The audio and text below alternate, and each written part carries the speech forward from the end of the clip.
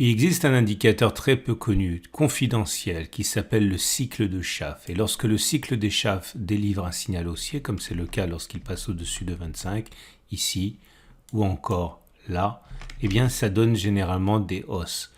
Et ce qui est intéressant, c'est que ça vient de se produire aujourd'hui. On va voir si on peut gagner de l'argent en utilisant cette stratégie. Salut, c'est Trado, content de vous retrouver pour la mise à jour de l'analyse technique du CAC 40 et regardez ça, 1,4%, on s'éloigne de manière significative de la zone d'accumulation rationnelle et du support hebdomadaire des 66, 87, 68, 24. On a quand même pris la bagatelle de 5,8%. Et on attaque à nouveau cette grande résistance trimestrielle qui a été fatale la fois précédente. Alors le fait que l'on soit monté aujourd'hui ne doit pas véritablement surprendre. Je vous renvoie au backtest d'hier avec le SAR, on en avait parlé, j'en reparle brièvement, j'avais expliqué que lorsque l'on casse le SAR, on a environ 80% de chance d'inscrire un nouveau plus haut par rapport à la bougie de cassure, et bon, en ce sens, on est dans le sens des statistiques, mais il est vrai que dans un contexte quand même assez difficile, que ce soit au niveau économique, que ce soit au niveau bancaire, que ce soit au niveau géopolitique, que le cours du CAC 40 ne se retrouve plus qu'à allez, même pas 3% des plus hauts historiques, ça peut sembler assez étrange, mais voilà, le fait est que ça monte et le CAC 40 surreprésenté en valeur du luxe et pétrolière salue la situation actuelle et les dernières mesures prises par les banques centrales pour calmer la panique bancaire. En tout cas, voilà. Encore une fois, vous voyez l'avantage de trader avec des statistiques plutôt qu'avec de l'émotion et des incantations. C'est vraiment contre toute attente, j'ai envie de dire, que l'on a rebondi aussi rapidement, il me semble. Enfin, en tout cas, je m'y attendais pas. En tout cas, également, nous sommes, je l'ai dit, en train de titiller la résistance trimestrielle. Va-t-on combler le gap? Là, ça ne m'étonnerait pas du tout. Pourquoi? Tout simplement parce que son objectif théorique a déjà été rallié.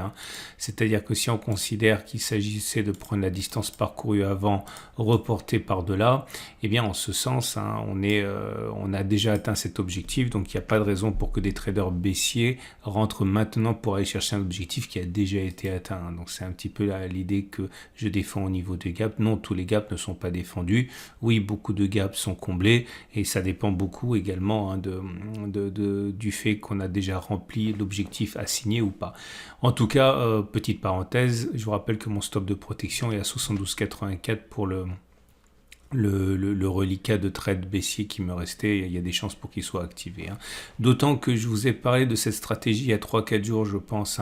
Vous voyez, c'est lorsque vous avez une grosse baisse, une baisse importante, drastique comme ça, et que l'on casse l'oblique descendante, et bien si vous mettez une zone d'achat au niveau des plus hauts, et bien généralement ça donne une stratégie d'achat qui est assez intéressante. Autrement dit, ça a été déclenché aujourd'hui. Je vous montre un autre exemple pour que vous ayez une idée.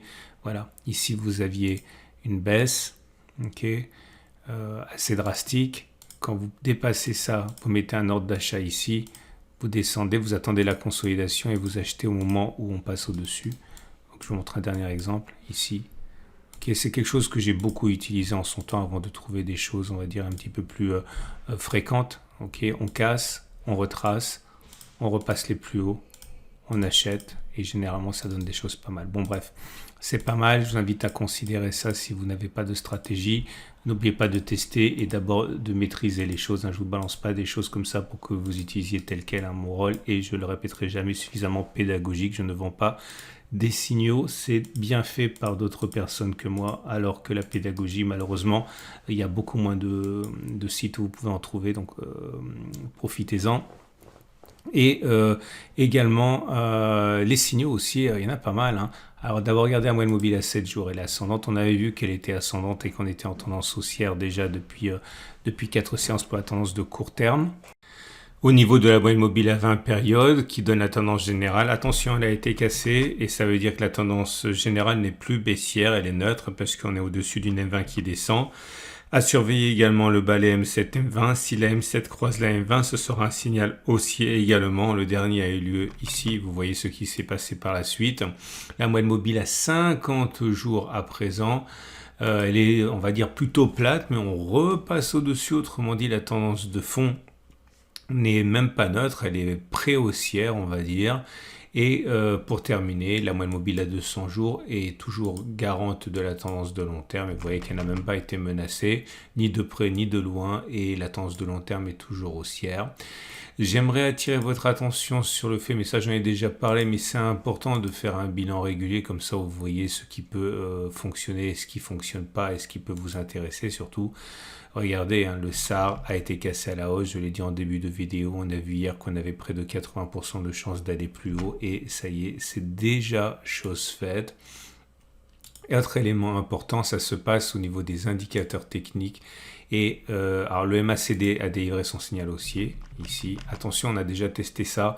Regardez, hein, lorsque le MACD croise son signal, quand on est en dessous de la ligne des zéros, voilà, la dernière fois ça s'est produit ici. L'avant-dernière fois, ça s'est produit là. Vous voyez, donc faites attention si vous êtes baissier parce que là il semble que les cours aient envie de se donner un petit peu d'oxygène vers le haut. Alors justement, puisqu'on a un signal du cycle de Schaff et que la dernière fois qu'on a testé ça c'était à la baisse, on a vu que c'était pas mal et je dis toujours que les signaux fonctionnent généralement mieux à la hausse qu'à la baisse et justement c'est l'occasion de voir ce qui se passe quand le cycle de Schaff délivre un signal haussier. Alors, c'est un indicateur plutôt exotique. Si vous ne l'avez pas, ce qui ne m'étonnerait pas, pensez à éventuellement vous procurer cet indicateur en utilisant PRT, hein, la même plateforme que moi. C'est gratuit, vous avez un lien juste en dessous de la vidéo et comme ça vous pourrez utiliser le cycle de Schaff.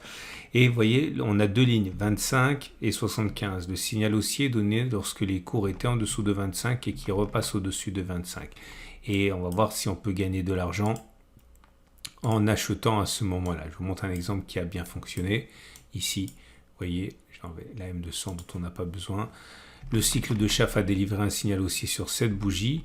On prend la distance entre le moment où le signal a été donné, le stop de protection, c'est-à-dire le moment auquel on sort du trade avec perte, moins 3,13. On va essayer de voir si on peut gagner de l'argent si on achète à ce moment-là en mettant un stop de protection sous moins 3,13 ici. Et il y a un premier, un deuxième, un troisième pouce vert. Le premier, c'est pour dire qu'on a clôturé au-dessus au moins une fois. C'était dès la bougie suivante. Et deuxième bougie et troisième bougie, c'est parce que vous voyez, on ne devait pas faire moins 3,13. On a fait plus 10, 15%. Autrement dit, on a fait une fois la distance au stop de protection et même deux fois la distance au stop de protection. Et c'est pour ça qu'il y a 3 pouces verts. Et là, vous avez 3 pouces rouges parce que rien n'a fonctionné comme prévu. Le signal a été donné sur cette bougie-ci, précisément là. Et on a 3 pouces rouges parce qu'on ne devait pas passer en dessous du plus bas du cycle de Schaff baissier quand il était en dessous de 25. Le plus bas, il était là. Ok. Et comme vous pouvez le constater, on est passé en dessous du signal sur cette bougie-là. Entre-temps, on n'a pas réussi à clôturer plus haut. On n'a même pas réussi à faire une fois ni deux fois la distance vers le haut. Bref, un triple échec. Voilà, ça c'est l'idée du backtest. Et on va faire défiler rapidement comme ça pour que vous ayez une idée.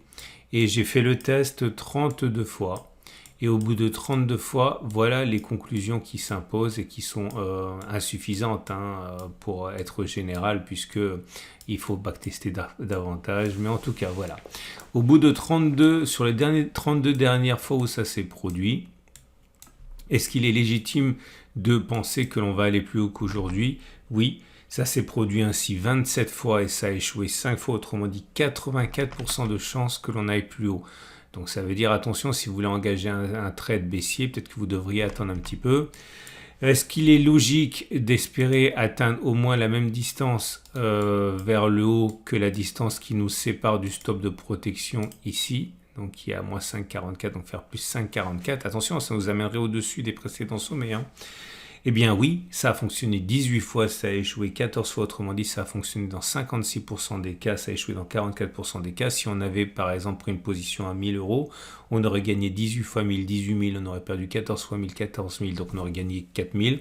Est-il légitime de viser 2 fois la distance vers le haut, donc viser 10, enfin 11, je ne suis pas bon en calcul mental, 10,88 Eh bien, en termes de probabilité, ça a fonctionné 13 fois, ça a échoué 19 fois, donc ça a fonctionné 41% des cas et ça a échoué 59% des cas.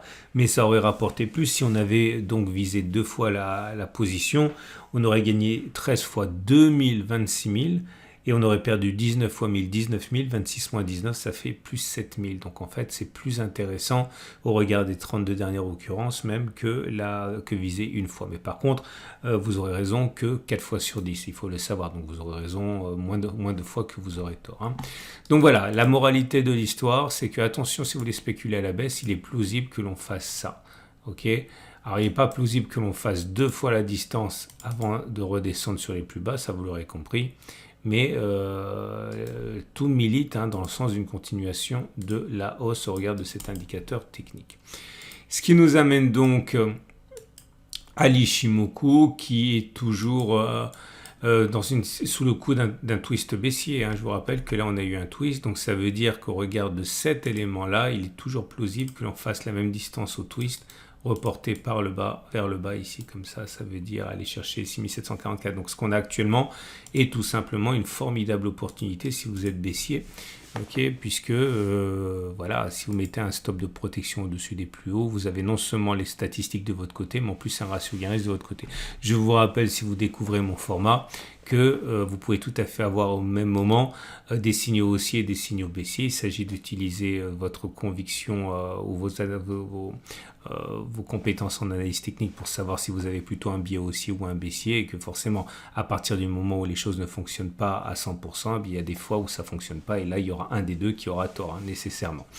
Et donc, à partir de là également, on a donc les trades du jour. Mais avant les trades du jour, simplement, je ne vais pas le faire maintenant, mais je vous le dis quand même, j'ai reçu des messages sur la précédente vidéo me demandant de revenir un petit peu sur la matrice de trading que je vous présente sur mon site pour les traders intraday, celle qui en donnait 1 heure et qui est basée sur les Turbo 24, les CFD, bref, ce qui cote jusqu'à 22 heures.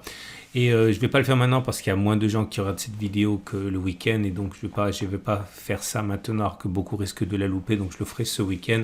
Mais en tout cas, sachez déjà que si vous êtes un trader de court terme, vous avez ma matrice intraday qui vous attend tous les jours dans l'article du jour, tout en bas de l'article CAC 40, et qui vous permet d'avoir des repères pour avoir les mêmes zones d'intervention que moi. Si vous êtes un trader de court terme, on va donc terminer avec les trades du jour jeudi. Bon, c'est facile là du coup. Si vous êtes haussier, vous utilisez la stratégie du twist, très bon ratio gain-risque, objectif 6% environ, stop de protection 4%, ratio gain-risque 1,5 avec des statistiques de votre côté, c'est très très bon. Et si vous voulez spéculer à la hausse, eh bien vous pouvez faire ce que j'ai dit par rapport au cycle de Schaff.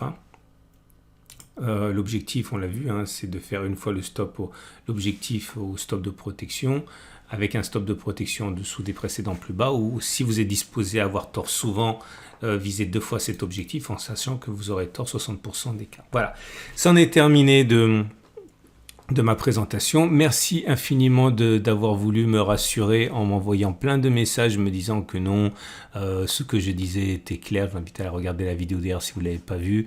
Bref, c'est vrai que je me sens un petit peu responsable, à tort bien sûr, parce que chacun est responsable de